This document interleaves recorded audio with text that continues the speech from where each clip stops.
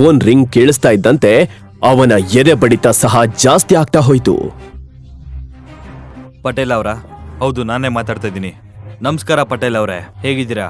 ಆ ಕ್ಷಣದಲ್ಲಿ ಗೌತಮ್ ಮಾತಾಡ್ತಾ ಇದ್ದ ವ್ಯಕ್ತಿ ಬೇರೆ ಯಾರೂ ಅಲ್ಲ, ಅವನ ತಂದೆ ರಾಘವೇಂದ್ರ ಸಿಂಹಾದ್ರಿ, ಅವರ ಮಿನಿಸ್ಟರ್ ಕಮಲಾಕರ್ ಪಾಟೀಲ್.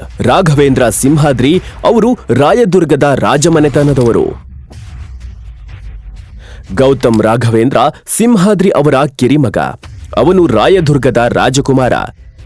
ಅವನು ಹುಟ್ಟಿದ್ದು ಬೆಳೆದಿದ್ದು ಎಲ್ಲ ದೊಡ್ಡ ಅರಮನೆಯಲ್ಲೇ. ಆದ್ರೆ ಬೆಳೆಯುತ್ತಾ ಅವನಿಗೆ ಈ ಐಶ್ವರ್ಯ ಆಡಂಬರ ಎಲ್ಲ ಬೇಡ ಅನ್ನಿಸ್ತಿತ್ತು. ನಿಜವಾದ ಜೀವನ ಹೇಗಿರುತ್ತದೆ ಎಂದು ನೋಡಬೇಕೆಂಬುದು ಅವನ ಆಸೆಯಾಗಿತ್ತು. ಒಂದು ದಿನ ರಾಘವೇಂದ್ರ ಸಿಂಹಾದ್ರಿ ಅವರು ಗೌತಮ್ನ ಮದುವೆಯನ್ನ ಇನ್ನೊಂದು ರಾಜಮನೆತನದ ಹುಡುಗಿಯ ಜೊತೆ ನಿಶ್ಚಯ ಮಾಡಿದ್ರು. ಆ ಹುಡುಗಿ ಬೇರೆ ಯಾರೂ ಅಲ್ಲ,